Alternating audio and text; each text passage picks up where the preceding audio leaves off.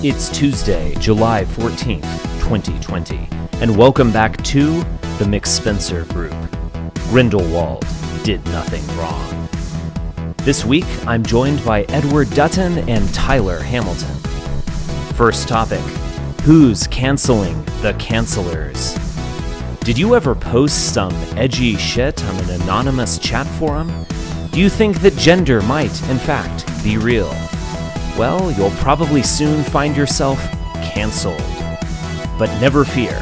If you're a best-selling author of young adult fantasy fiction or a tenured researcher at a neoconservative think tank, you can publish an open letter expressing your devotion to free thought and liberal principles, and your status will be secured. Otherwise, you'll just be fired. The panel discusses the ins and outs of cancel culture. Okay, so I wanted to talk about the dominant political dynamic of our age, at least on the intellectual scene, and that is cancel culture or canceling, and what this means. Obviously, we can complain about it, but I think it's more important to understand it. So recently, there was some pushback against the cancelers that was apparently led by J.K. Rowling and of Harry Potter fame, wildly popular books that are pretty extremely shallow, in my opinion. I've never quite gotten the whole Harry Potter thing, but then I'm not a millennial. I actually have listened to one of the books and was not impressed. But J.K. Rowling has basically put forth the wild and outlandish extreme right notion that biological sexes do in fact exist, but that doesn't mean that she wants to undermine all of her trans friends.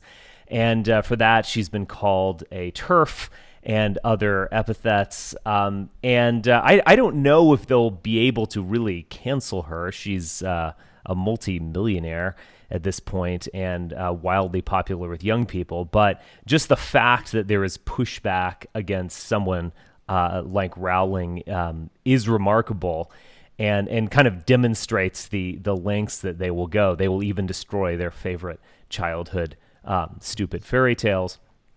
But she put out something in Harper's this week that was co-signed by a number of liberal and neoconservative intellectuals, some journalists, some academics. And so there is pushback against this in some way. But I think the main thing about it is that I think the boomer liberals and neocons are going to lose this battle. Because all of the energy is on the other side. So anyway, before we start kind of diving into cancel culture, because every conservative show will complain about this phenomenon. I think it's more important to kind of get beneath the surface and understand it. But Tyler, do you have any kind of opening remarks on canceling? Yeah, I mean, when I saw the letter, so some of the figures in there, of course, were remarkably consistent. So you have people like Noam Chomsky in there, who's always been on the side of free speech against canceling, no matter the cost. And so to me, there was a consistency in a lot of the people that signed it. But then you also have others who are obviously very culpable when it comes to cancel culture anyways, at least in their actions in the past and how they've supported it on other people when they go against them. So my initial thought upon reading and discovering this whole controversy was really the fact that it seems to me to be more of an inter-elite conflict rather than anything to actually do with the phenomenon where we see right now where average working class people are being, canceled in a far worse way than the word canceled encapsulates. They're having mobs on Twitter go after their jobs and every facet of their livelihood over something that they might have said 6 or 7 years ago even. And that's where we are right now. And so you have this inter-elite conflict between these various figures who themselves were largely formative in cancel culture in the first place. And then the whole actual, what we experience as cancel culture, which is affecting the lives of everyday people, is completely lost in that dialogue. Yeah. Al- Also, I would agree with Tyler. Yes, it's a totally. I looked at this on my show a while ago. There's a steaming hypocrisy of these people. I mean, basically, they're afraid that they're going to come for them next. That's Yeah. it. And they may well be right. They're realizing when you're in a cultural revolution like that we are in, then it's so destructive. An example we looked at on the show with Keith was the Munster and the Anabaptists and all this kind of thing. What did they do? First, the Anabaptists came for the Catholics and smashed up all the Catholic churches and whatever. And once they'd done that, then, of course, they go for the next stage, which is the Lutherans, which is other Protestants. And they, as it were, cancel them in the 16th century equivalent of cancelling, which is killing. This is what they're obviously concerned about, and they're realizing it's going to affect them. They will be targeted next, and so what can they do? One way is to try and calm it down, which is exactly what the Lutherans did. They realized, Martin Luther and whatever realized it was becoming absolutely insane, and it could even sweep over him and whatever. And so therefore there was this magisterial reformation, which was this kickback against the radical reformation of these nutters of the Anabaptists. And so that's what you'll see. They've had to make a decision. It's quite a difficult decision for them. Do I shut up and hope they don't come for me, or am I so convinced they may well come for me that I will use the last vestige of effort and energy and power that I have to try and calm this down, reverse this insanity which I have helped to set off. Right. And that's what they've done. They look at the list of people. Look at the kind of people. Malcolm Gladwell, 10,000-year rule, race differences in sport, nothing to do with genetics, apparently. Noam Chomsky, who said that if you research race differences, you are ipso facto a racist. Right. These are the kind of people that we're dealing with. They're not in favor of freedom of expression. They're not in favor of scientific freedom. They're in favor of themselves and their own interests and preserving themselves. And that's why they've written this letter. And so it's an attempt to calm down this cultural revolution. It's quite predictable, really. Yeah, I mean, I sincerely hope that they come for them next. I mean, the other thing, David Frum is on that. A very famous person for canceling the paleos in the pages of National Review. I mean, that's in a way the least of his crimes. But the idea that we would want to stick up for any of these people, I mean, I might stick up for J.K. Rowling if she actually wrote good books that were expanded people's imagination. But being the fact that she writes crap, feed her to the wolves. I don't care about a single person on that list. The other thing is that I like the. Oh, go ahead. Yes. If you want to interject. No, I like the way that she stood up against this transsexualism insanity. I mean, I like, obviously I do think she's taken a risk by doing that. She did. I mean, she's prepared to publicly question this ridiculous dogma, and she's doing so with a person that has some influence. So I'll credit her, but she has done that. Okay. But if you look at the nature of the books, there's plenty, because that's the thing with this offence culture. You can always find something. It's not about being rational or reasonable or fair. If you want to look for it, then you will find something. And you can find, of course, you could find something in her. You could talk about, if you wanted to push it that far, anti-ginger prejudice. Having one ginger boy and calling him Weasley, like a weasel.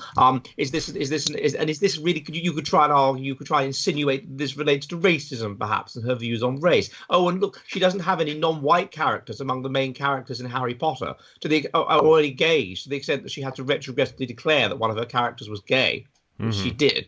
Even though it's not clearly in the book, as I understand it. Not I've only read one of the books, but and then you've got this fetishization of the public school system, of the English public school system, Eton, these kinds of places, which this is based around. Well, what is this other than a fetishization of power and of tradition and of all the things which these people are trying to tear down? And so, if you really wanted to, you could go for her, go for the jugular with regard to those books. So, I think so. I mean, she pushed back she did push back kind of philosophically against transsexuals in the sense of saying that gender is biologically based at some level, but that shouldn't actually change our opinions of transsexual rights and so on. So it was a rather meek pushback. The thing is about it, they start off from the beginning where they surrender the past before the battle's begun. So they basically endorse all of these people canceling them on a philosophic level, but then say, "Oh, but just don't do us," Like the argument was that Trump is a dictator. That was at the beginning of the letter, or worse, that effect. And that this kind of the insinuation and the wording, I don't have it in front of me, but I recall it was something like, this cancel culture will create a backlash which will be bad for all these lovely left-wing things. Right. That was right-wing demagogues are exploiting right-wing demagogues will make hay with this. And so it was kind of trying to say to them, please stop it. If you don't stop it, then bad people will be empowered by this, because people, they didn't directly say it, but because people will be so upset by it. Basically, if you create chaos, then you make people want a right-wing government.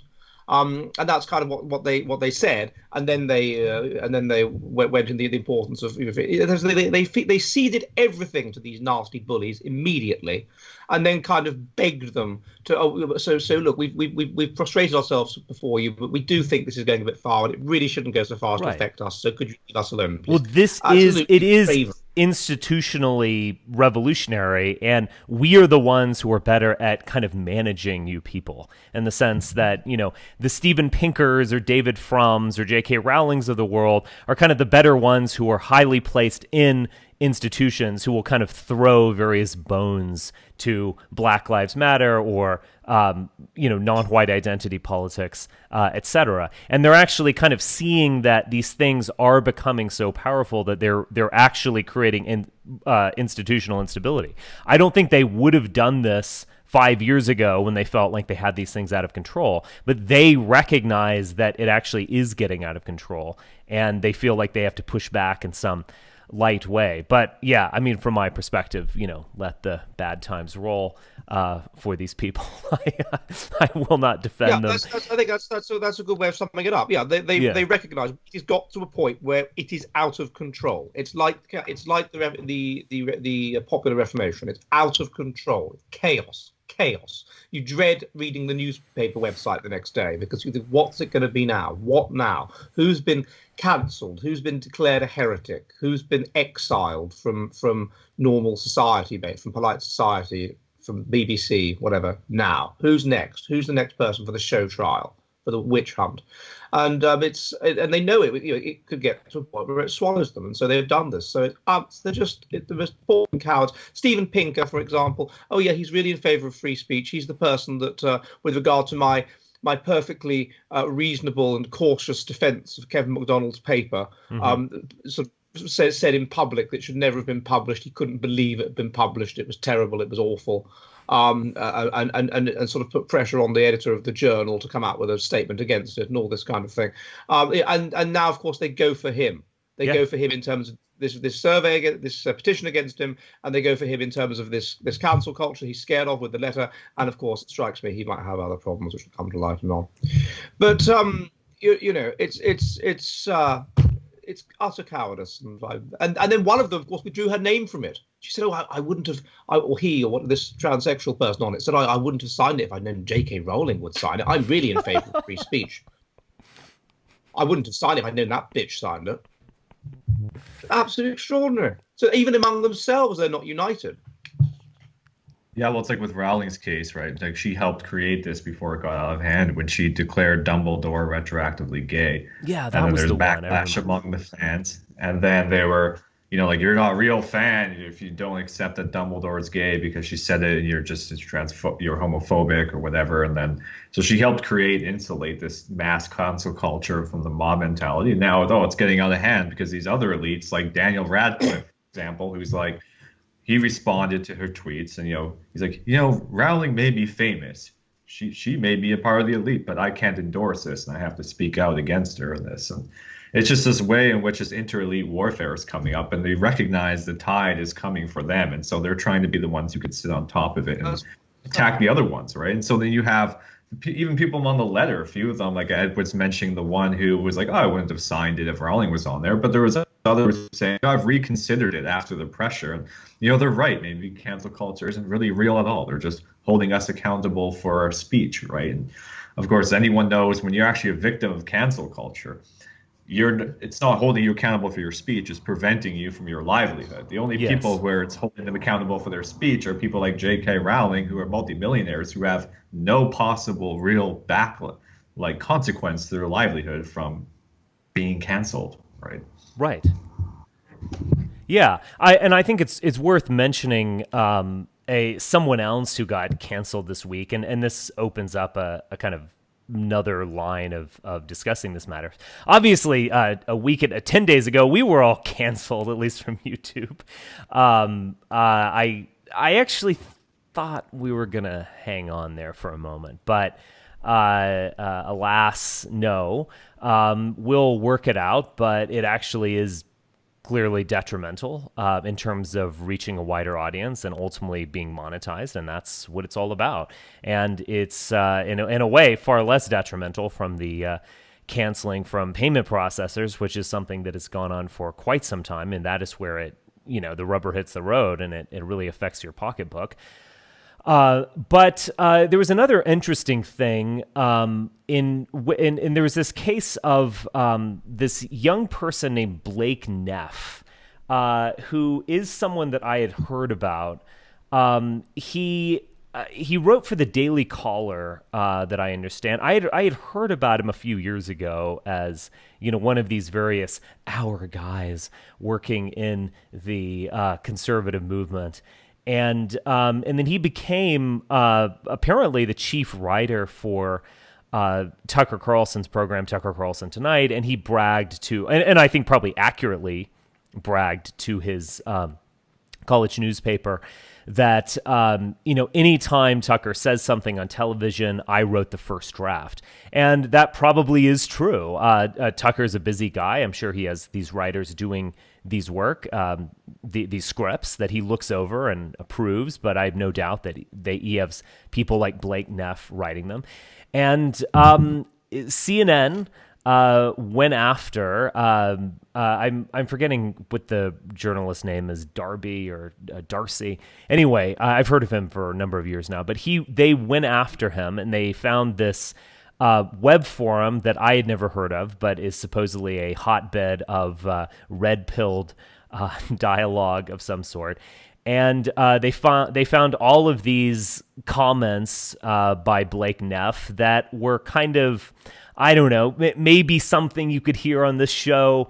Certainly things that I've heard a million times on Twitter or in private company that were kind of red-pilled talk about race and women and crime and all that kind of stuff, but said in, rather, humorous, juvenile, kind of tongue-in-cheek manner. So, I mean, was I offended by anything that he wrote? No. What was that stuff meant for public consumption? No. And I think we should have a right to some kind of space where we can crack a joke and not feel like this is going to be secretly recorded and broadcast on the internet. Or we can, express ourselves in some way. I think carving out that private space. So basically, I don't have any problem with what he said whatsoever. But, again, it gets to this point with Tucker, and apparently, according to some of these reports that I read, Tucker will address this subject on Monday's show, so we'll see what happens. But Tucker complained, and Tucker's not the only one. He's just the most famous and maybe most articulate. This is a long-time theme on Fox News discourse, which is that the left is about canceling people. They don't believe in free speech, blah, blah, blah. They're out of control. And really, what would it mean? This is like almost Dave Rubin. What does it even mean to be right? That just means that you're interested in ideas. And so on. This is one of the narratives that they present about themselves, which is a completely false one. The fact is, Tucker accepted his resignation, Blake Neff's resignation, or fired him. Fox News condemned him.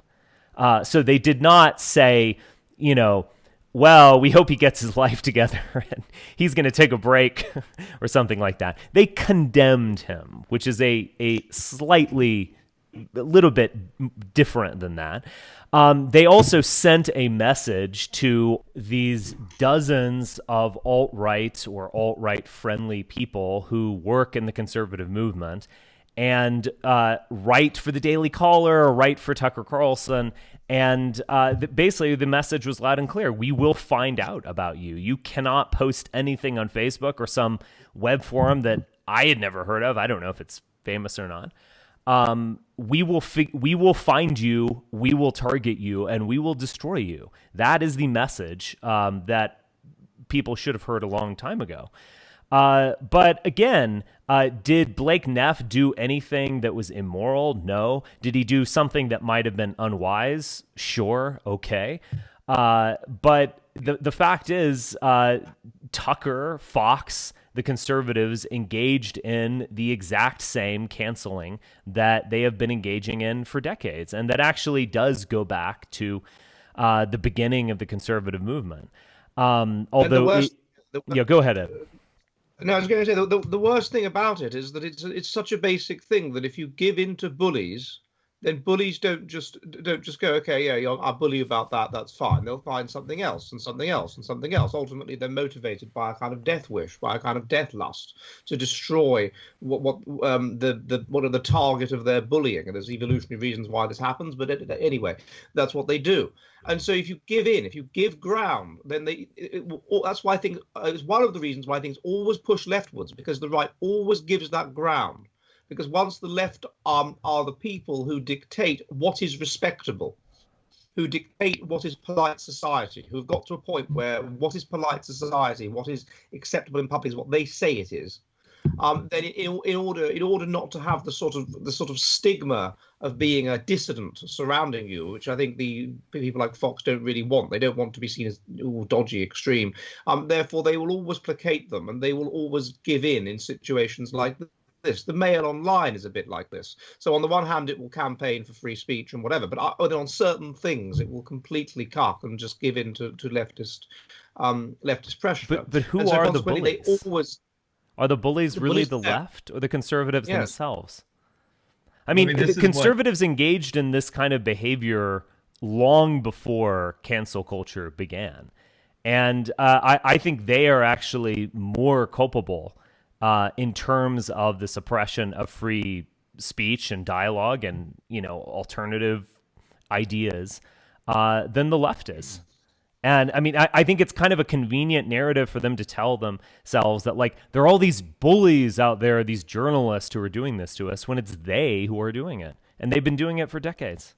But they're doing it because they're giving into that pressure. They're doing it because they're weak. Well, this is what... I hate them too. All I'm saying is that, like, they are the ones enforcing their own dogma. And, like, I think it's almost letting them off the hook to say that they're weak. They're sinister, and they're not weak when it comes to other issues. In terms of other issues that are actually important to them and important to their ideology, they will defend people to the death. No one got canceled because, Ben Shapiro quite literally called for displacement, ethnic cleansing, you could say, of Palestinians. And every conservative would lay down the gauntlet for him. But they won't lift a finger when someone posts some edgy content on some web forum that no one saw outside of, a bunch of kids in their basements. So, I mean, I don't know. I feel it's like it's letting conservatives off the hook to say that they're weak. I think they're sinister and they're deeply engaged in this. Yeah, I mean, when you take a look back, I mean, the left critique of the conservative emphasis on free speech is not entirely wrong, really. I mean, they're kind of trying to set the tone for who has the hegemony to actually, determine which ideas are going to disseminate, and they're going to gatekeep those ideas. You had the same dynamic all the way going back to the neocons versus the paleocons and who won out on that. And you look at the free speech movement in the 60s, I mean, they were largely leftist. Of course, there's always a cynicism in that, because now that they have, they've moved the Overton window, they're the ones enforcing these very same rules. And that's the way these things always play out. It's really about who can actually set the tone for dialogue and who is going to be gatekeeping access to other kinds of speech that aren't allowed, right? And it's the same thing now with Fox News in this regard, is because what is the purpose of it? Like Tucker Carlson's show, if you look at what he's saying and what Blake Neff is saying in these comment forms, they're not really that different from Tucker Carlson's own ideas. They're just stated in a very a more like rugged or more honest way, right? You could say. And so it's what it seems to me is it's more of an effort of gatekeeping, which is the same thing we see with maybe Tucker Carlson's show in general, which, you know, I do like some points that he makes on that show, but it's the same phenomenon that conservatives have always engaged in, is setting the parameters for around what actually constitutes free speech. And then so once you get to topics of like Israel or AIPAC or things like that, and next thing you know, poof, these free speech advocates, they just completely disappear, and they're very much part of behaving like crybabies, you know, someone might call them.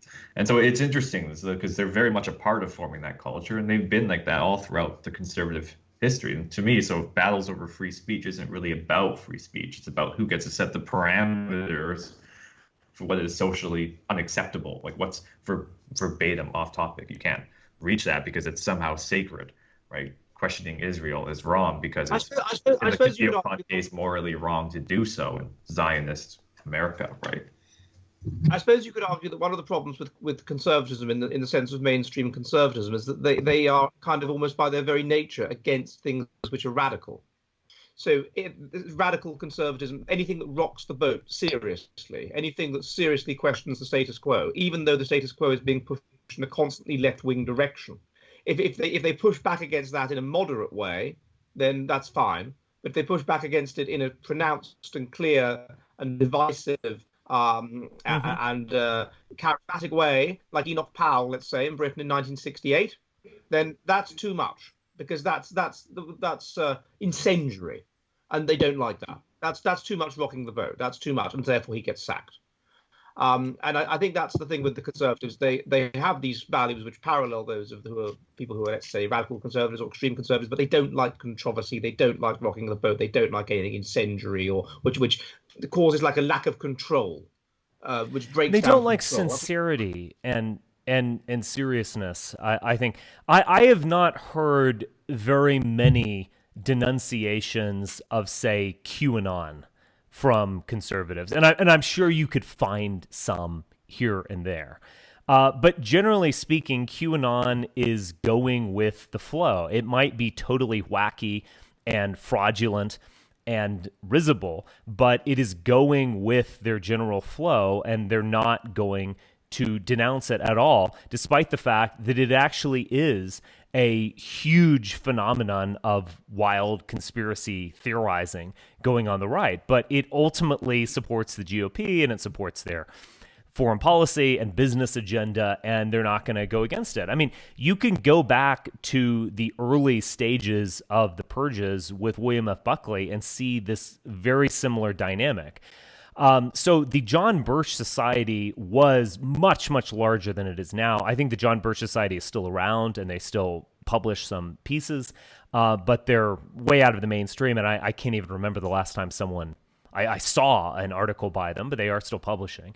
They were an extremely powerful organization that was attracting actually a lot of good people, kind of civic leaders, businessmen, kind of middle American types, but people who had money and influence of some kind. Certainly they weren't attracting the East Coast elite, but they were attracting people who were actually powerful in their way. They were purged because Robert Welch was in opposition to the Vietnam War. They were not purged for engaging in wild conspiracy theories, such as Dwight Eisenhower was a secret communist agent, which quite literally Robert Welch kind of suggested in his book, The Politician. They could be wacky so long as they were going with the flow. And it's kind of interesting. Robert Welch and the Birchers supported the Goldwater campaign before Buckley and them did. They might have even given them the idea.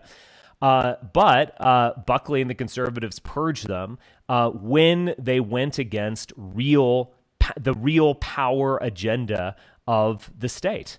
And at that point, they brought out all this conspiracy theory stuff. And then later on, they started to claim that they were racist and anti-Semitic, which the Birch Society actually was, in fact, not. And they just kind of tell this story about how Buckley, cleaned up the right and saved the right from anti-Semitism or something, when he didn't do that in the slightest. He actually had anti-Semitic friends, Revelo Oliver being a major one. But it was basically when the Birchers opposed the power agenda that he decided to, engage in a kind of destruction of them, which was successful. And so again, you can be wacky, you can be out of bounds, you can say all sorts of nonsense, and conservatives will more or less defend you so long as you are going along with their agenda. If you say something that is sincere and sincerely divisive in the sense of, I mean this, and there are implications to the words that I'm saying. This isn't just me mouthing off on Facebook about my ex-girlfriend. No, this is actually sincerely held belief that has implications, and that means that we have to change our lives. The connecting thread here is lack of sincerity. What I always found interesting about the right wing in America is this connection it's always had with allowing a proliferation of conspiracy theories. You could say things like Obama secretly a reptile, right? And then this will be allowed. This is acceptable discourse.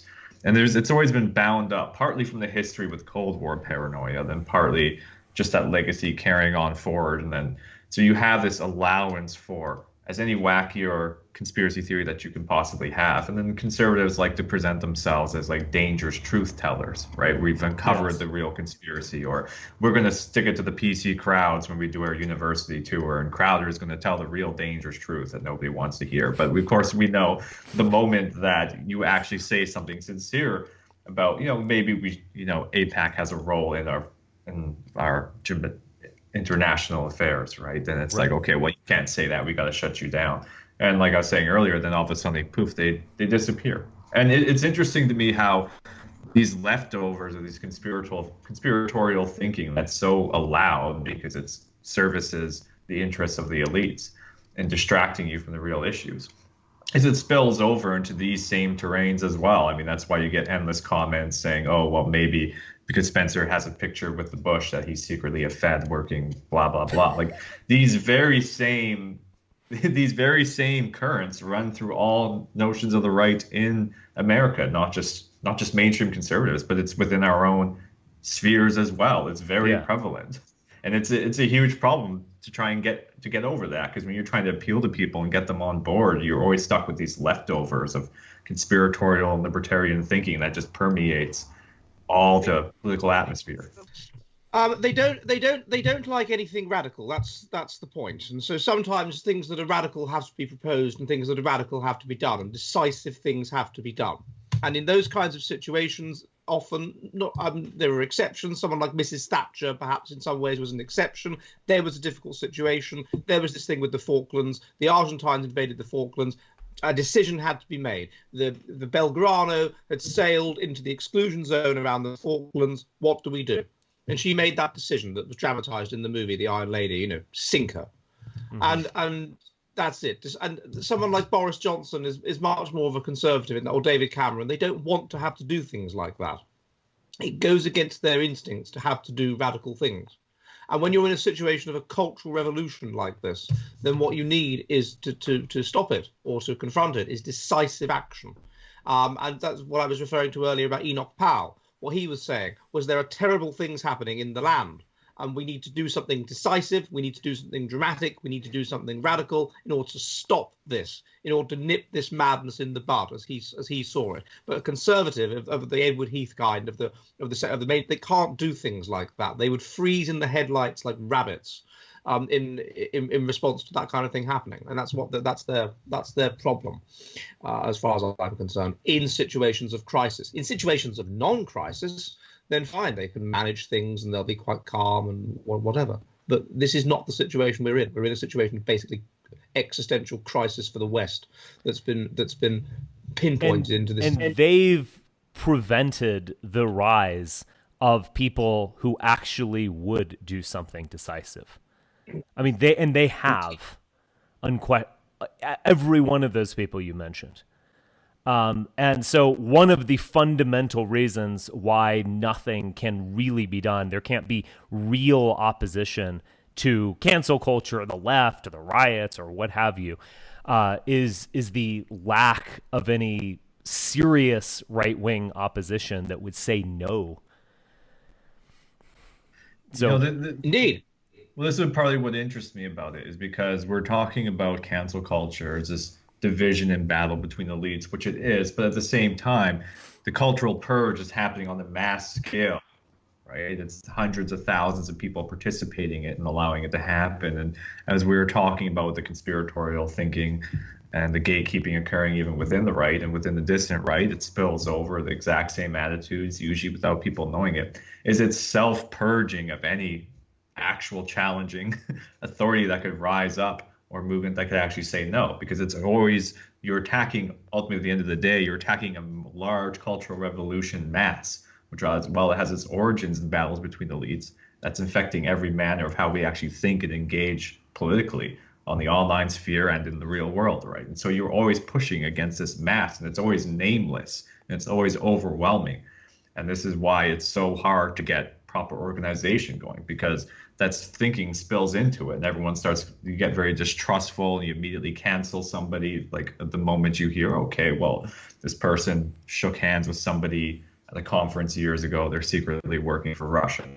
But this permeates everything, and it's a part of the same cancel culture that the left and the liberal left is engaging in. And we're not at all separate from that. We're very much a part of that. Dissident right is not not culpable, right?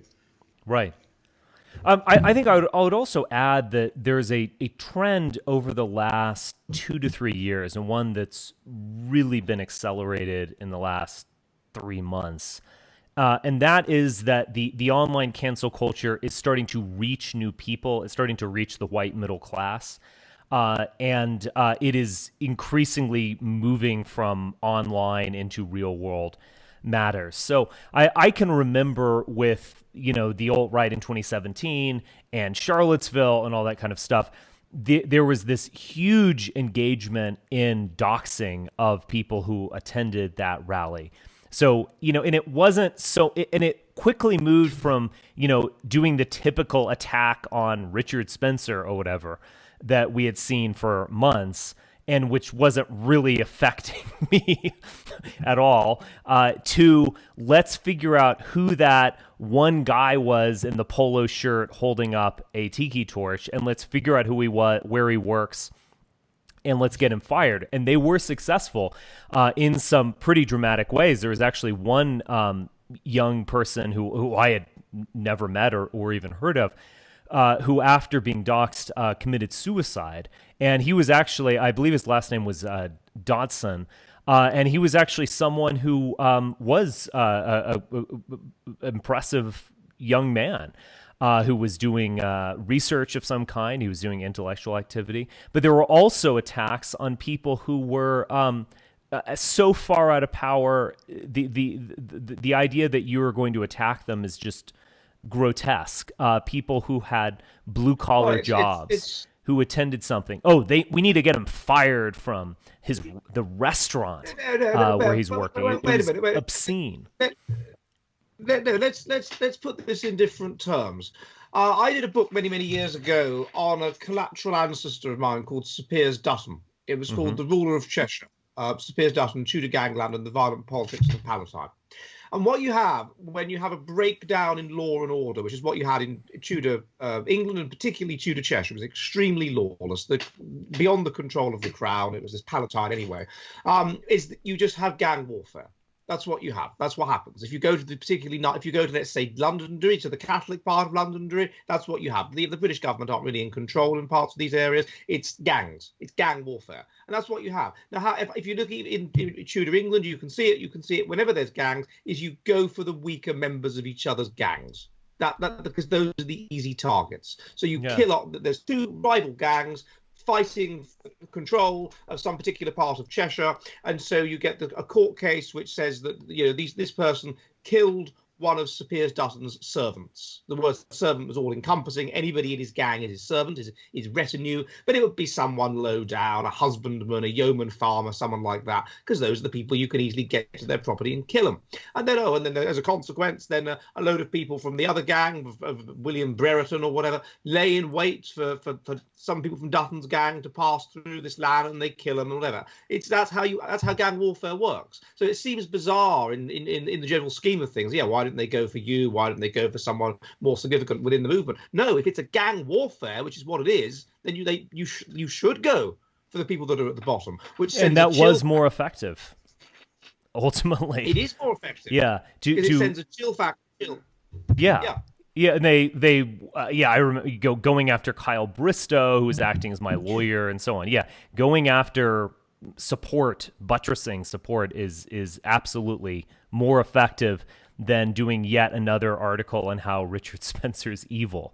And that was what effectively destroyed the alt-right. But I guess to return to the longer thread that I was making, so we had that in 2017 and 2018. Which was, grotesque in many ways. And then now you have people getting canceled in real life in really real ways. The Mccloskey family, this was a couple, I don't even know if they had children, but a couple of tort lawyers who became fabulously wealthy and created this home outside of St. Louis in a gated community that seemed to evoke the Tudor age. In parts, as well as the 18th century. And so these are, Black Lives Matter is a cause that this couple endorsed over and over. Then it came to their doorstep and they stepped outside wearing khakis and dockers, carrying machine guns and pointing them at people. And it, became an amusing meme. But their home was recently raided and so on. There was another, now notorious example of a woman who seemed to be getting into an argument with a black person, and she pointed a gun at her. Now, I would say that, one of the rules of firearms is that if you ever draw your weapon, you should use it. That is, you don't point your gun at people. If someone is threatening your life, you draw your weapon and you fire it. Pointing a gun creates nothing good. But that, tactical critique aside, these people were in chaotic situations. They likely feared for their life in a very genuine manner, and they were attempting to protect themselves. These people are going to be arrested and going to be absolutely destroyed.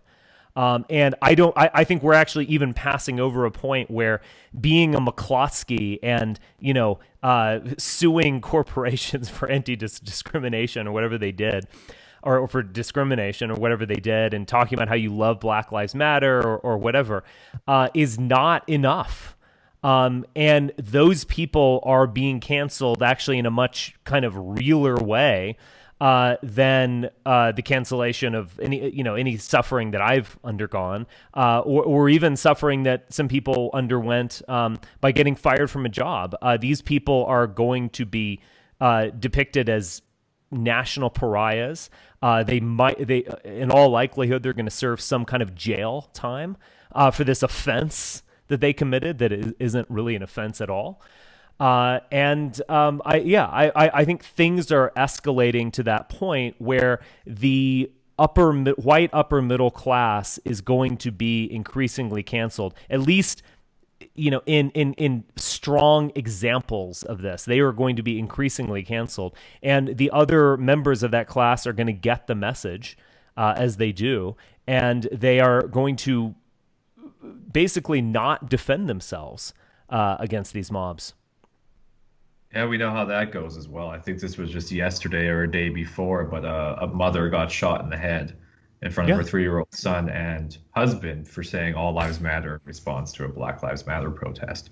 And that was what she got. So if she was able to defend herself, well, then she would have been ended up in a situation like the couple or the lady in front of the grocery store, who was pregnant, by the way, and they were kicking her vehicle and standing behind it so they couldn't get away and trying to beat her down, basically. And then, so it's this deadlock where you can't defend yourself. And then on top of that, you have the middle class, even the upper middle class, the white upper middle class is already disappearing anyways, right? It's being removed out of positions of influence and jobs and status. They're already losing that to higher IQ immigration, not just mass immigration from below. So you have that situation from the top, and then from the bottom, you got, if you defend yourself, you're going to go to jail because this is okay, and then we'll get hundreds of thousands of people to support you in this because you might have said the N-word or something, or you might have said all lives matter.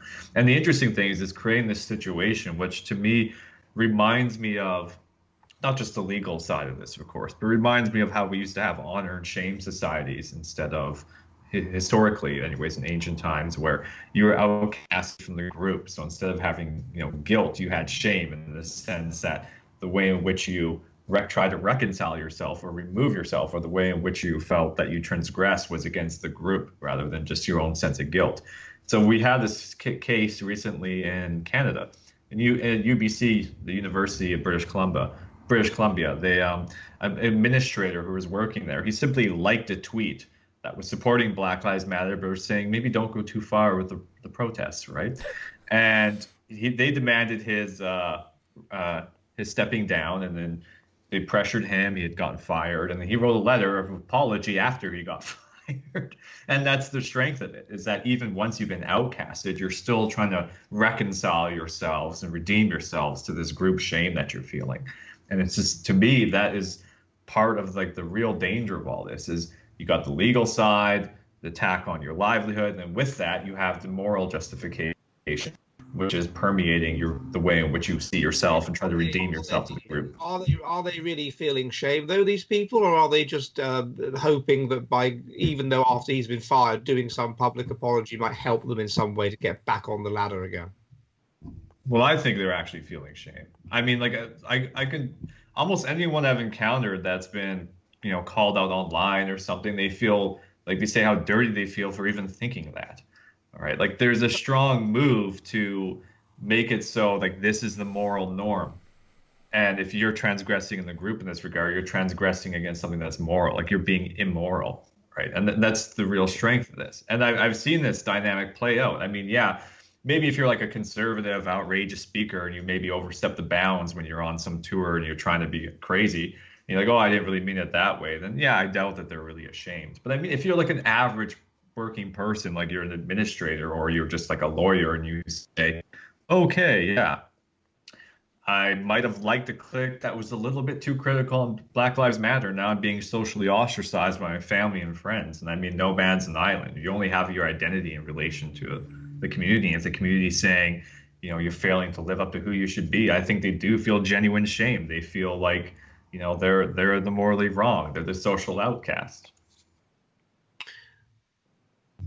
I agree. I think it is a combination of both. I mean, there are serious incentives involved with, entering the upper middle class by basically, announcing a series of shibboleths. But I also agree that we don't live. I mean, when people attack the postmodern age as, anti-moral or purely rational or something like that, I think they get it entirely wrong. We live in a hyper moral age, and people need that, particularly the upper middle class people who are really sensitive to that type of stuff. Yes, I mean it's the replacement of the sexual shame in that sense, isn't it? 100 years ago, it was the way that you signaled your middle classness was by your sexual constancy and your sexual ethics. Right. And then there was a period of chaos where this was all questioned and whatever. And even when I was a child, there was an element to which middle class was about that.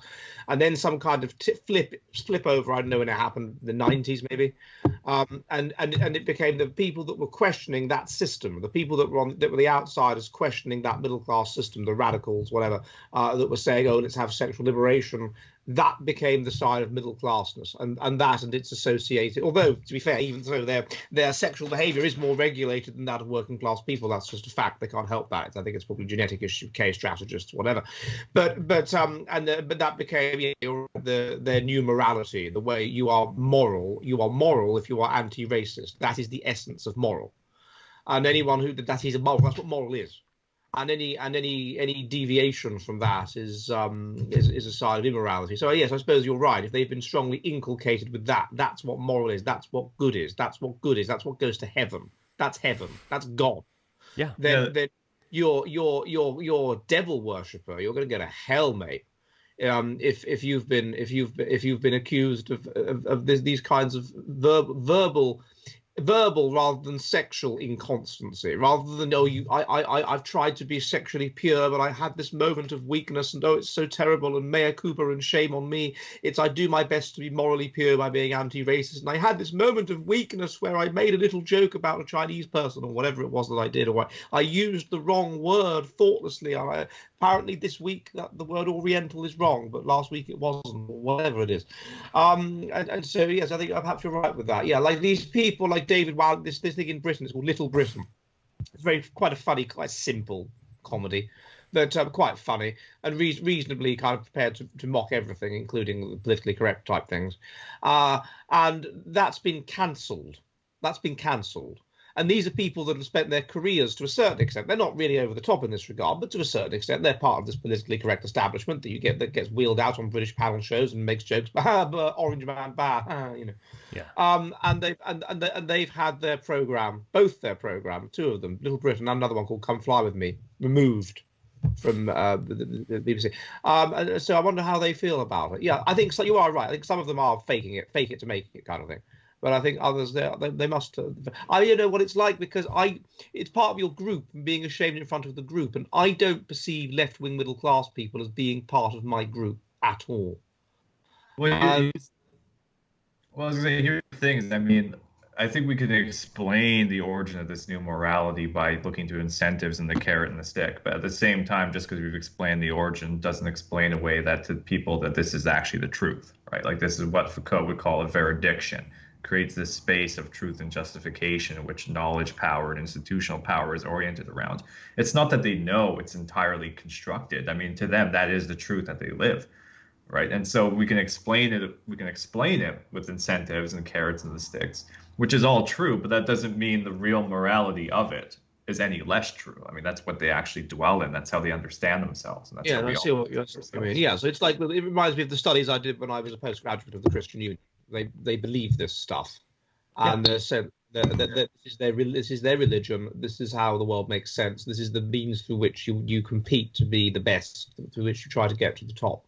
And they balls it up, and the community are unhappy with them. And if you were in the Christian Union, the way you balls it up was by being known as a girl to have got off with a random bloke at a nightclub. Got off means snogged, you know, necked, whatever you call it in America. What does that mean? What do you call it? You know, kissing with tongues, whatever. Oh, okay. No, that's making out. Isn't that what Americans call it? Making out. We call it getting off. Anyway, and that was the thing you weren't allowed to do if you were in the Christian Union. And then there'd be gossip, and there'd be shame, and there'd be going and reconfessing your Christianity and doing a new kind of a public confession. That was what you had to do, a public confession where you admitted basically that you had stopped being a Christian and you'd become one again. It's called your testimony. And often you get these people that in the first year they'd turn up, they'd be from a Christian household, and they'd go off the rails a bit. And then in the third year, then Jesus would visit them in the shower or something. And then there you go. Then they'd do a public confession, and that's what these people have to do in order to a public, like what you mentioned, this guy from Canada. You have to do a public confession of your sins, and hope that will be enough to permit you. And then you get, of course, an arms race in how over the top and how emotional and how self-debasing your public confession can be, as we saw with the Black Lives Matter protest. So yeah, it's. But I can't. These it's not as defacing as confessing publicly that you're snogging. You can imagine saying that. Snogging. Yeah, well, they put it in some terminology. They put it in some term. They used the word backsliding, which I think might be biblical in origin. Backsliding. That's not a form of sex, by the way. That's a term which means that you move away from your Christianity back towards your world. And although if they'd done that, then that would have been very bad as well. But Yeah, sorry, I've digressed here. But yeah, I do think this will pass, though. I think because the COVID thing, I think this will there is a reaction against it. It's coming in them. And also you have to think about what's happening behind the scenes. That you talk about these academic papers that have been withdrawn, the cancel culture in academia. And then there was this paper by Corrie Clark. Her name is. She's quite a spunky fellow, really. But she did this paper in which she looked at how IQ and its relationship with criminality at the national level. And she showed that anyway. The point is that it used the Lynn Van Hen IQ data. They then withdrew the paper, publicly withdrew the paper because they were getting all this pressure because of Black Lives Matter. Even though there's been maybe 1,000 papers published using Lynn Van Hen's data, and obviously not all going to be withdrawn. That data has been redone by somebody else who found a 0.87 correlation, which is extremely high, between his redoing of it and what Lynn did. So, okay, there were mistakes in it and there are problems in it. I mean, the guy's 90 years old. Yeah. But it was redone, and it was no reason to withdraw the paper at all.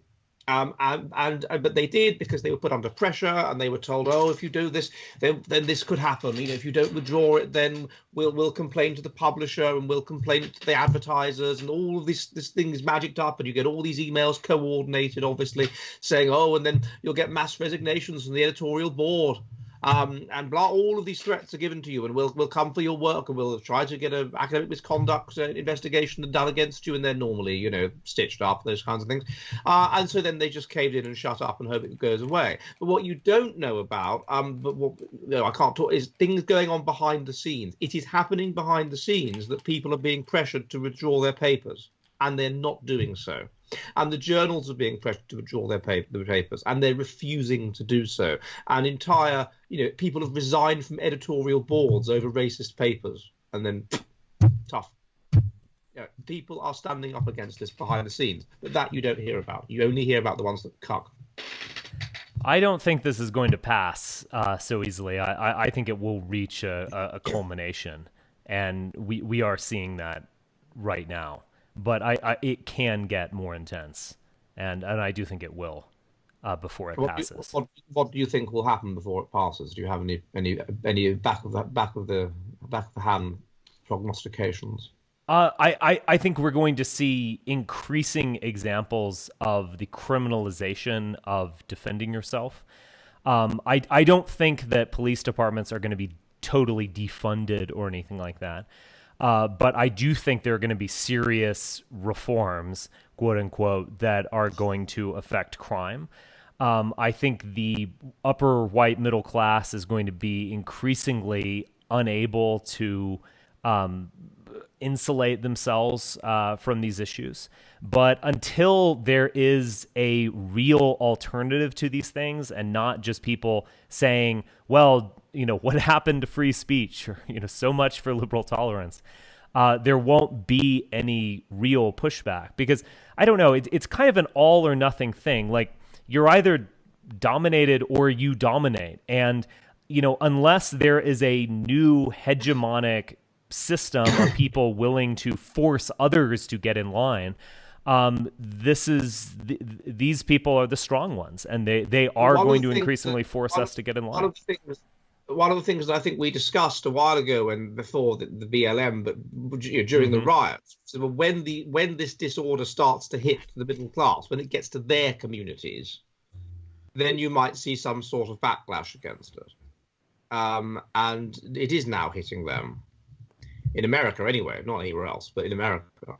It's definitely hitting them now. So maybe I mean, what are they going to do? Some kind of instinct still there for the survival of your children, that your kids don't get killed, that you don't end up like a South African farmer. There's got to be some sort that would hit in. I would suspect, which makes me slightly less pessimistic. But I'm ultimately not pessimistic. I think this has to reach its culmination before another, domineering force takes over. But I don't expect much of anything from the middle class. Well, I mean, their backlash is going to be impotent. Because I mean, really, what their Yeah. backlash is just about, it's washing over them. It's not even that they're presenting like a fundamental challenge to what's going on. They're just saying, no, we are tolerant, but you're on my property, and we've Yeah. supported you all this time, and how could you do this to us? They're not actually challenging the entire main current. They're swimming with it still at the end of the day. And any kind of backlash is just going to be like a petite bourgeois one about their own plate in the system. Right. And so I think that process does need to start washing over them as well. And in that sense, then maybe like what Ed's getting at, when you have people refusing to rescind, journals, articles out of journals, like that's a form, maybe you could say like an early form of white strike. But it's only when you reach a certain critical mass in which that starts washing over everyone and there is no solution at that point. And then once you like, okay, well, if you want us to withdraw from the system, then we're going to withdraw from the system. And that's the only way I think you could really send an effective message on this regard. But you can only do that once you've been sufficiently cleansed. You can't have people holding on to all these, positions of, okay, well, I'm somewhat affluent, I donate to BLM, right? Just don't go on my lawn, which basically that's what we're seeing right now, which is, of course, is horrible to not be allowed to defend yourself. I'm not saying this is a good thing. I'm just saying that's still coming out of just a position of defense, not a position of actually attacking the paradigm, which a lot of these people, of course, were going along with in the first place. Yeah. The paradigm has to be attacked at a moral level, and it has to be undermined totally in order to defeat it. Otherwise, it's just simply going to be stronger than any kind of reactionary force. Yeah, because I think That's what we're doing in our own little way. Yeah, plus I don't think what we want is for the upper middle class whites to have their way where they can say, just imagine if BLM listened to them. Like they're not, but just imagine that for a second. And they'll be like, okay, we're not going to go on your property. We're not going to loot too much. We're just going to protest down the streets, attack more working class whites. Yeah. And so or we're going to burn down our own neighborhoods or something. Yeah. It's still not good if they get their demands anyway. So of course it's about a whole fundamental restructure in, well, what is the moral, what is the good, and that's really what we're trying to change at the end of the day. All right, that was good. That's deep.